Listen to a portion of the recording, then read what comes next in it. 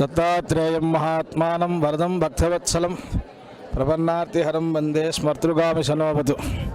పరమ పవిత్రమైన పిఠాపుర గ్రామంలో ఈరోజు రేపు సవితృకాఠ యాగం ప్రధానమైన హోమములు ఆరంభమవుతున్నాయి. తెనాలి వాస్తవ్యులు బ్రహ్మశ్రీ విష్ణుభట్ల మల్లికార్జున సోమయాజి దంపతులు వారు వచ్చి క్రతువు నిర్వహిస్తున్నారు. ఇదే సవితృకాఠ యాగ వేది. ఇప్పుడు రేపు జరగబోయే సవితృకాఠ యాగానికి ఈ రోజున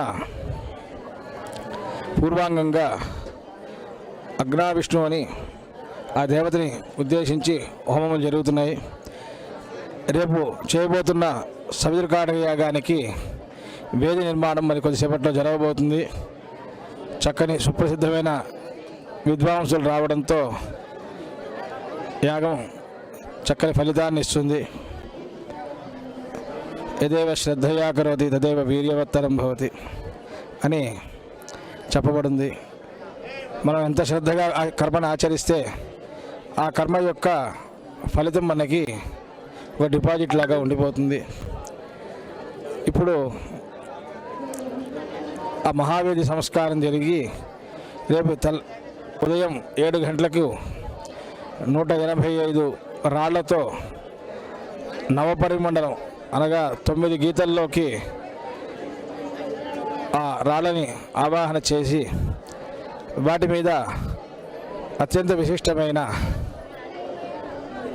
సవితృదేవతాకం అయిన ఆ అగ్ని మీద ఐంద్రాగ్ని యాగాన్ని నిర్వహించబోతాము. యజ్ఞోహి శ్రేష్టతమం కర్మ. ఇంతకంటే పెద్ద కర్మ అనేది ఎక్కడా ఉండదు. ఇవి చేయలేని వాళ్ళు ఏం చేయాలి అంటే దాని యొక్క మంత్రములు పారాయణ చేయడము. మంత్రపారాయణ చేయాలి అంటే అది అధ్యయనం గురుముఖంగా చేసి చేయాలి. అది కుదరని వాళ్ళు ఏం చేయాలి అంటే ఈ సిద్ధమంగళ స్తోత్రములు, దత్తాత్రేయ స్తవములు ఇవి పారాయణ చేసుకోవాలి.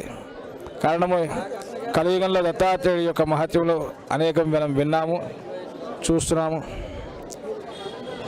మనకి ప్రత్యక్ష భగవానుడుగా మనతోనే ఉండి మమేకమయ్యే దేవదేవుడు దత్తాత్రేయుడు. దత్త పూర్ణిమ ఘడియలు వచ్చినాయి. ఇవాళ రేపు ఈ స్వామిని మనం కొలిచి వారికి అత్యంత ఇష్టమైన ఈ సవితృకాఠ యాగాన్ని మనం ఇక్కడ జరుపుకోవడము. వామనాచార్య గృహం వారు, అలాగే ఫౌండేషన్ వాళ్ళు, చంద్రాభట్ల వారు, అల్లంరాజు వారు, ఇలా వీళ్ళు చక్కని ఏర్పాట్లు భక్తులకు ఏ లోపము లేకుండా చేసి అభిషేకములు, దత్తాత్రేయ అభిషేకము, హోమములు.